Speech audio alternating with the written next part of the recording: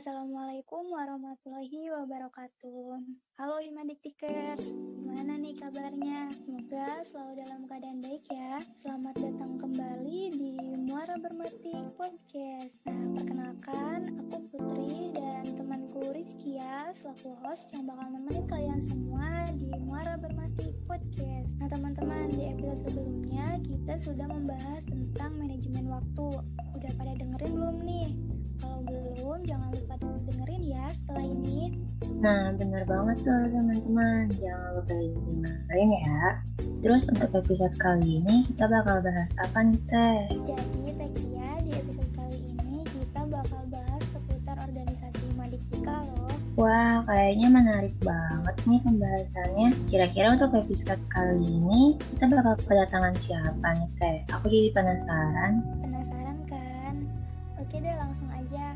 Nah, tamu kita kali ini ada Kang Gilang Apriansyah, salah satu mahasiswa pendidikan matematika FK Unsika yang menjabat sebagai Ketua Himadiktika periode sekarang.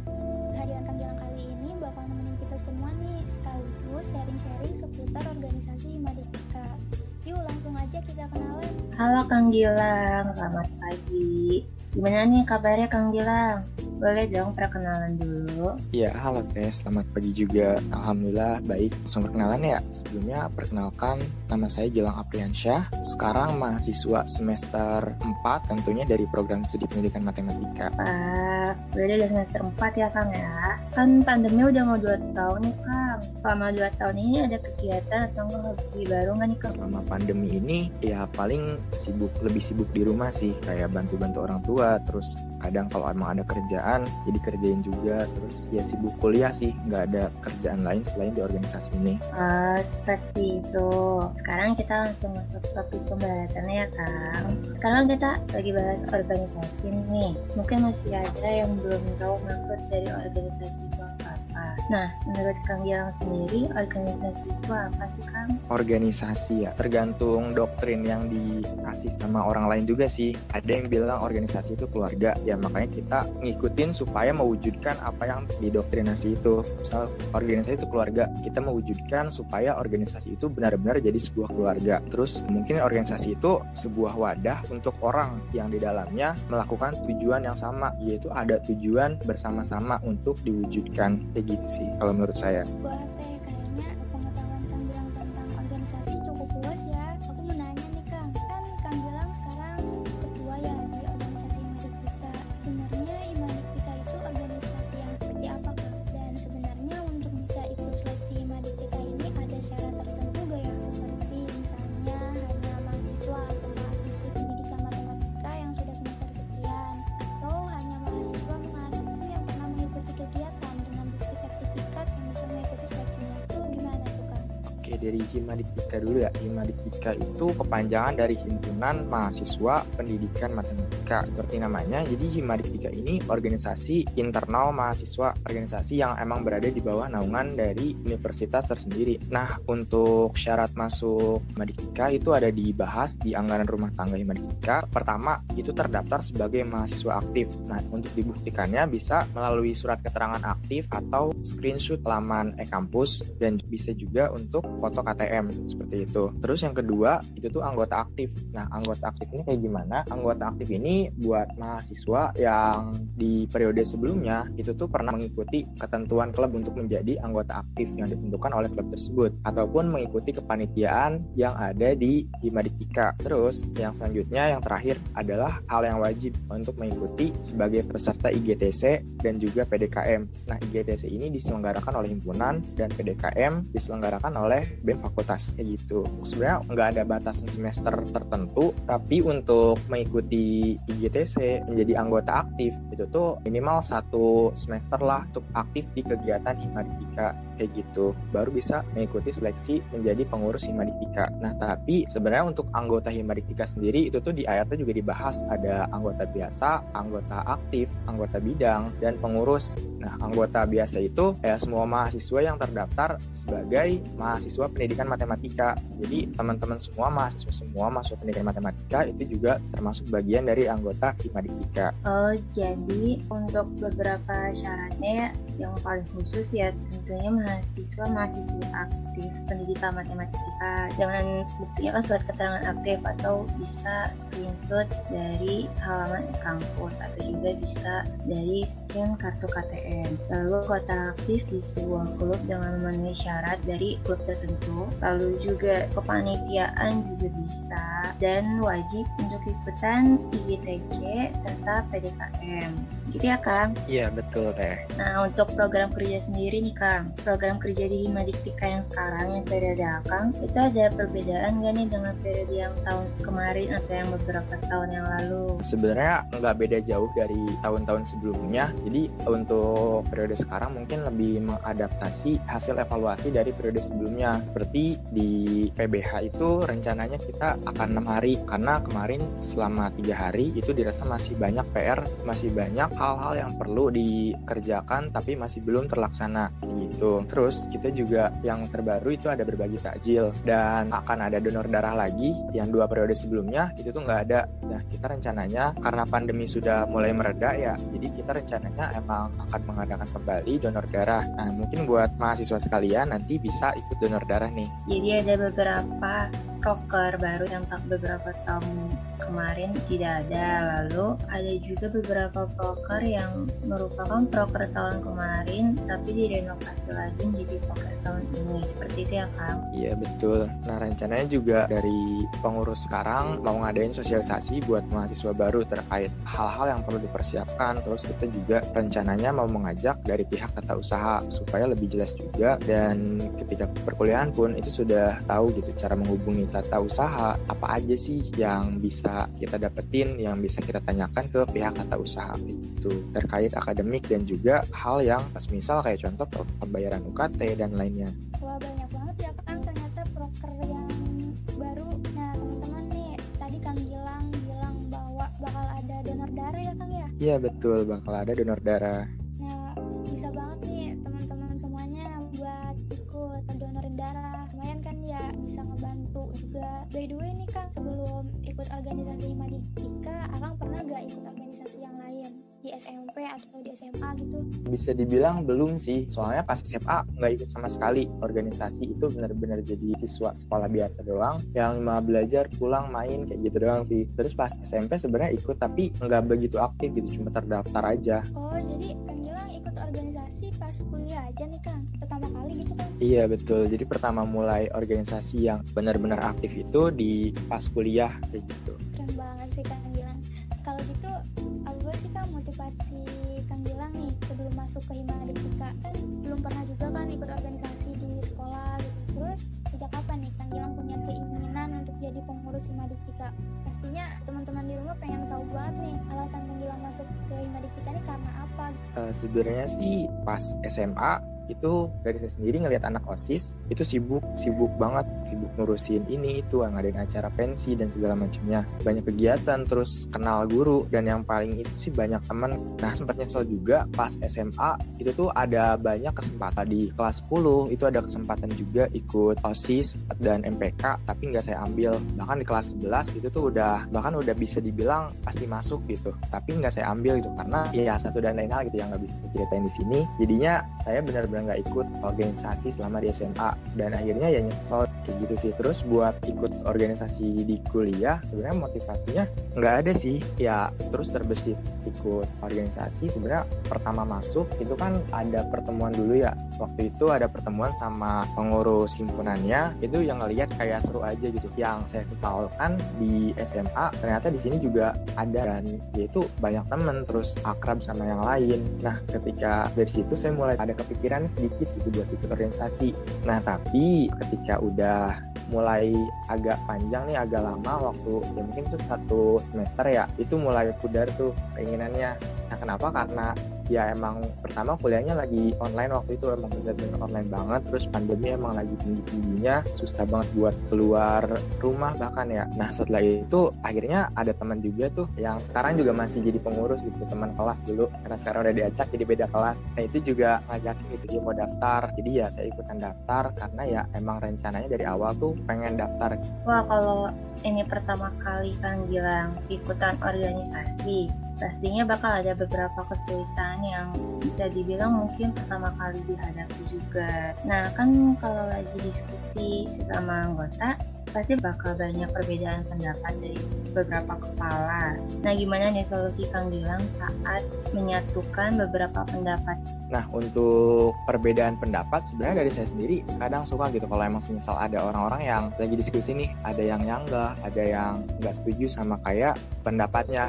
Nah, itu tuh sebenarnya saya senang ini mahasiswa tuh udah aktif, dari pengurus tuh udah aktif gitu, memberikan pendapat, udah berani mengeluarkan suaranya.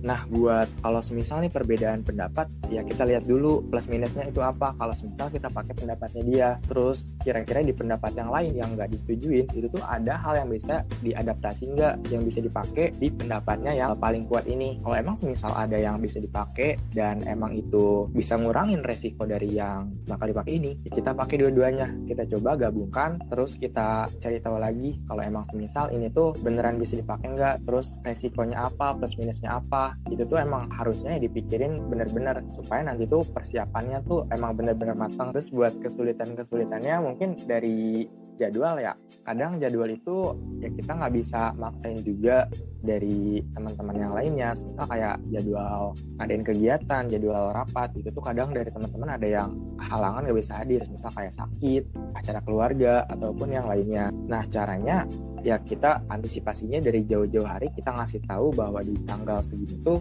kita udah ada acara. Kalau emang semisal nanti ada teman-teman mau ngadain acara lagi, yaitu kalau bisa jangan di tanggal-tanggal segitu, diagendain dulu di agenda masing-masing bahwa di tanggal segini tuh udah ada acara, supaya nanti pun nggak bentrok. Mendengar beberapa solusi yang Kang Gilang sampaikan tadi, sepertinya saya akhirnya tahu kenapa Kang Gilang bisa terpilih untuk menjadi seorang ketua Himadiktika. Nah, kan kalau dengar kata organisasi, pasti yang jadi pikiran mereka itu kan rapat. Dan sebenarnya bukan rahasia lagi ya kalau yang berorganisasi itu ya pasti ada kegiatan yang namanya rapat. Dan yang kita tahu juga, kan sekarang Himadiktika bagi banyak acara-acara besar. Dan tentunya pasti ada rapat sebelum melaksanakan acara tersebut untuk persiapannya. Posisi Kang Gilang sini selaku ketua, pasti banyak agenda rapat yang dimana kehadiran Kang Gilang ini harus hadir.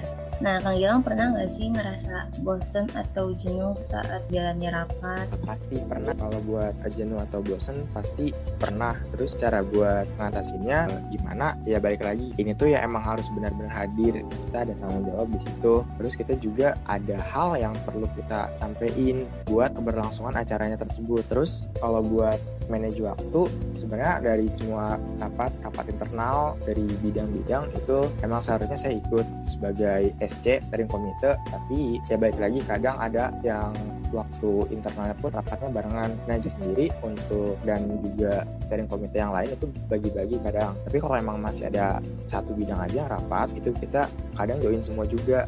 Di situ kita bareng-bareng ngomongin. Kadang dari SC juga setelah bidangnya selesai, kadang dari SC rapat kayak gitu. Terus manage waktunya kadang kalau emang semisal lagi kosong, itu kita ikut rapat kalau lagi nggak ada tugas. Tapi kalau lagi ada tugas, itu kita ngerjain tugas dulu tetap gitu sama. Karena ya akademik juga emang harus, karena kan bisa organisasi karena akademik juga karena kuliah. Jadi kadang pun emang kalau emang semisal lagi tugasnya lagi kosong nih, lagi dikit, misal lagi nyiapin PPT atau buat presentasi, itu kadang sambil rapat, sambil dengerin, sambil ngerjain juga. Jadi lebih di manage aja, kira-kira ini bisa sambil dikerjain dua-duanya enggak. Kalau emang semisal enggak, ya dari saya pribadi kadang minta bantuan ke steering committee yang lain buat nemenin rapat dari yang rapatnya itu. Wah, tipsnya keren banget nih Kang. Boleh teman-teman di rumah bisa dicatat ya tips dari Kang Gilang. Siapa tahu nanti bermanfaat nih buat kehidupan organisasi teman-teman semua. Oh ya Kang, kan setiap ini kan pasti bosan tuh ada ya Kang. Rasa jenuh tuh pasti ada, setiap hal apapun tuh pasti ada gitu. Kira-kira nih tips yang ampuh banget buat ngilangin bosan nih dari Kang Gilang, apa tuh Kang? Kalau tips yang ampuh sebenarnya bisa dibilang balik lagi tergantung masing-masing. Tapi kalau dari saya pribadi, kadang ya ngelakuin hal-hal kecil dulu yang emang biar kita tuh nggak terlalu fokus sama yang lagi kita kerjain, yang emang bikin bosennya itu. Sebagai contoh, kadang kalau emang lagi banyak banget rapat, terus lagi bosan juga, jenuh, terus lagi bad mood lah, itu kadang saya beres-beresin kamar, ya bersih-bersih rumah kayak gitu sih, biar ada perasaan senang, ada bisa dibilang muncul ide-ide baru gitu. Kadang pas kita lagi ngelakuin hal-hal kecil kayak semisal beberes, itu tuh kadang suka ada kepikiran tiba-tiba, oh ini tuh harusnya kayak gini, ternyata kayak gini. Nah kadang di situ kita jadi semangat lagi buat ikutin rapat, buat balik lagi kita tanggung jawab gitu. Kita perlu nih nyampein hal tersebut yang ada di pikiran kita supaya bisa diolah jadi sebuah proker, sebuah program yang bisa berguna buat mahasiswa juga. Kadang kalau emang lagi benar-benar bosan, bisa entah jalan-jalan, maksudnya jalan-jalan di sini nggak jalan-jalan yang keluar kota ataupun gimana, tapi ya kadang sepedahan atau muter-muter di sekitar rumah aja itu udah bisa nenangin diri gitu, udah bisa ngilangin bosan atau ya yang lainnya kayak gitu sih kalau dari saya pribadi. Tapi balik lagi ke cara ngilangin bosan ini tergantung dari masing-masing orang. Ada yang kalau emang misal lagi bosan ngapa-ngapain, misalnya bosan rapat, dia malah belajar, itu juga ada. Nah, dengarkan guys, itu tuh beberapa tips Kang Gilang mengatasi rasa bosan. Salah satunya mungkin jalan-jalan. Jalan-jalan sendiri juga nggak masalah, nggak harus sama dia gitu ya Kang. Iya betul. Nah, tadi kan kita udah bahas nih tentang organisasi, mulai dari organisasi itu apa, dinamika itu yang seperti apa, syarat untuk ikut seleksinya, lalu mengatasi rasa bosan, dan bahkan bercerita tentang pengalaman dari Kang Gilang itu sendiri. Dan sebenarnya banyak mahasiswa dan mahasiswi yang ingin sekali bergabung di sebuah organisasi, tapi mereka ini punya perasaan takut untuk masuk organisasi, kayak takut nanti kuliahnya berantakan, takut juga nanti saat mengerjakan tugasnya nggak bertanggung jawab. Jadi mereka sudah punya ketakutan tersendiri padahal belum memulai itu semua. Kira-kira ada nggak nih motivasi dari Kang Gilang untuk mahasiswa dan mahasiswi yang masih ragu untuk masuk ke organisasi, terutama Himadika? Intinya yakin aja gitu sama diri sendiri. Kalau emang masih semisal ragu, tapi masih ada kemungkinan nih buat kita ngejalanin, dan kita benar-benar mau nyoba, mau tahu batas kita tuh sampai mana, kita tuh udah bisa belum nih kira-kira ngejalanin hal tersebut. Kalau emang kita yakin kita bisa dan kita mau nyoba, emang harusnya dicoba. Jangan sampai kita ragu terus, mikirin terus, takut ini takut itu, tapi ujung-ujungnya kita nggak nyoba. Nah di sebuah buku juga pernah saya baca kutipannya kayak kurang lebih kayak gini ya, lebih baik saya menyesali sesuatu yang telah saya lakukan daripada sesuatu yang tidak saya lakukan. Nah jadi intinya gimana? Intinya kalau emang semisal kita salah ngelakuin sebuah kesalahan atau gagal dalam sesuatu, setidaknya kita udah mencoba, kita udah tahu hal mana aja yang perlu diperbaiki, hal mana saja yang perlu kita perbaiki, yang perlu kita evaluasi buat kedepannya. Terus kalau emang semisal kita ragu-ragu terus, yang kita enggak lakuin, itu ya seperti pengalaman saya tadi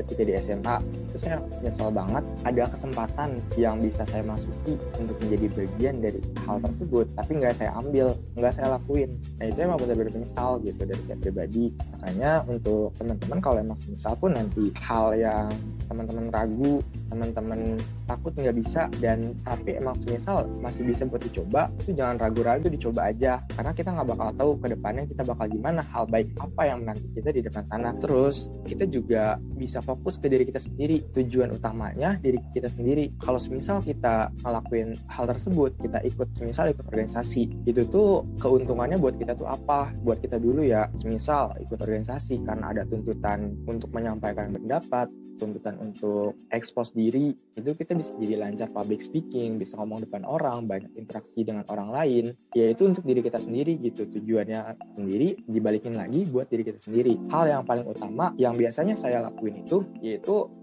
tujuan saya, terus tujuan saya itu apa, keuntungannya buat saya itu apa. Kalau emang semisal keuntungannya sedikit dibanding kerugiannya gitu, ya saya pikirkan lagi gitu, ini emang keuntungannya emang benar-benar sedikit, dan kira-kira masih ada keuntungan yang lain nggak yang bisa saya dapetin. Jadi saya coba pikirin ulang, kira-kira masih ada atau enggak. Dan kalau emang semisal sambil berjalan dan itu tuh emang benar-benar nggak ada ataupun kurang, ya dari saya pribadi bakal melepas. Tapi kalau emang semisal udah mulai terlihat nih, kadang kalau emang masih awal-awal ikut atau bergabung, itu emang masih belum kelihatan jelas apa aja keuntungannya. Tapi kalau emang kita semisal udah ikut, udah ngejalanin, itu tuh bakal mulai kelihatan keuntungannya, baik secara langsung ataupun tidak langsung. Ibarat kita baca sebuah novel, di awal kadang itu tuh suka nggak menarik, tapi seiring kita ikutin ceritanya, ikutin alurnya, itu tuh bisa jadi lebih menarik, bahkan bikin kita penasaran. Nah, kalau menurut saya itu tuh sama dengan ikut dengan kepanitiaan, organisasi. Itu tuh awalnya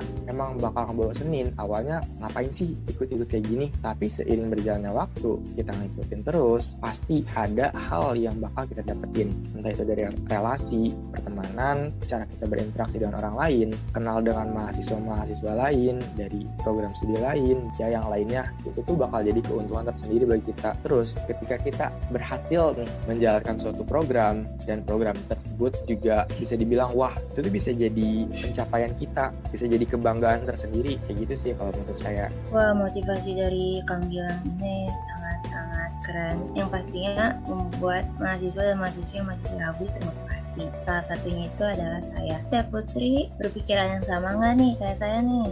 Iya Teh, benar banget nih. Aduh, saya tuh jadi termotivasi gitu buat ikut-ikut organisasi kayak gitu. Soalnya saya tuh ya di pikiran saya tuh kayak ikut nih organisasi, dapat ini, dapat itu, kayaknya nggak beda jauh di sama teman-teman di luar sana. Tapi setelah dengar kata motivasi dari Kang Gilang, jadi lebih semangat lagi gitu lah Teh. Ya, bener banget. Nah, semoga mahasiswa dan mahasiswi yang masih ragu untuk ikutan organisasi itu bisa mengalahkan ketakutannya tersendiri ya. Dan tapi nggak kerasa nih Teh, udah ada di penghujung podcast aja nih Teh. Iya nih, padahal masih pengen ngobrol banyak sama Kang Gilang. Mungkin cukup segitu dulu mengenai pembahasan kita pada kali ini. Terima kasih kepada Kang Gilang yang sudah menyempatkan waktunya untuk sharing-sharing tentang organisasi bersama kita semua ya Kang. Terima kasih Kang Gilang. Iya, terima kasih juga buat teman-teman dari jurnalistik, tetap semangat. Nah, sebelum ditutup, saya mau menyampaikan kesimpulan dari pembahasan kita tadi. Organisasi adalah sebuah wadah untuk orang-orang berkumpul dan layaknya seperti keluarga. Himadiktika itu adalah himpunan mahasiswa pendidikan matematika, di mana ini adalah organisasi internal mahasiswa yang berada di bawah universitas. Dengan syarat seleksinya, salah satunya itu adalah mahasiswa-mahasiswi aktif pendidikan matematika. Lalu ada beberapa tips yang disampaikan oleh Kang Gilang. Salah satunya tips untuk menyatukan pendapat itu adalah melihat plus dan minusnya dari sebuah pendapat itu. Lalu Kang Gilang juga memberikan tips mengatasi rasa bosan, dengan satunya itu bertanggung jawab. Jadi seperti tahu apa yang kita tempuh saat itu, makanya kita harus bertanggung jawab. Salah satu itu mengatasi tips rasa bosan. Tapi di lain itu kita juga bisa mengatasi tips rasa bosan dengan menyenangkan diri sendiri, seperti jalan-jalan dan segala macamnya. Dan yang terakhir itu adalah motivasi dari Kang Gilang untuk mahasiswa-mahasiswi yang masih ragu. Salah satu motivasinya itu yakin kepada diri sendiri atau percaya pada diri sendiri kalau kita mampu melakukannya. Nah, gimana nih Teh? Selanjutnya kita ngapain nih Teh? Pengennya sih masih ngobrol lagi ya Teh sama Kang Gilang, tapi karena waktunya nih, kita mungkin ditutup dulu aja kali ya Teh. Iya nih, kayak ditutup aja ya, padahal masih banyak hal yang ingin ditanyakan. Tapi mungkin nanti di lain waktu akan ada kesempatan. Iya bener banget, nah nanti kita ngobrol lagi nih di lain waktu sama Kang Gilang.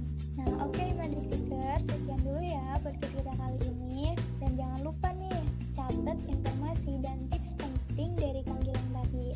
Nantikan podcast episode selanjutnya dengan tema yang berkalah seru dan menarik dari episode kali ini. Nah, untuk mengetahui perkembangan lebih lanjut dari Muara Bermatik Podcast, jangan lupa nih guys, subscribe YouTube Himadiktika di Himadiktika Unsika dan Instagram Himadiktika di @himadiktika_unsika. Oh ya, jangan ketinggalan dong Sport TV Jurnalistik Himadiktika di Muara Bermatik. Stay tune terus untuk episode-episode menarik yang akan datang. Dan jaga kesehatan dan jangan lupa 3M. Terima kasih. Wassalamualaikum.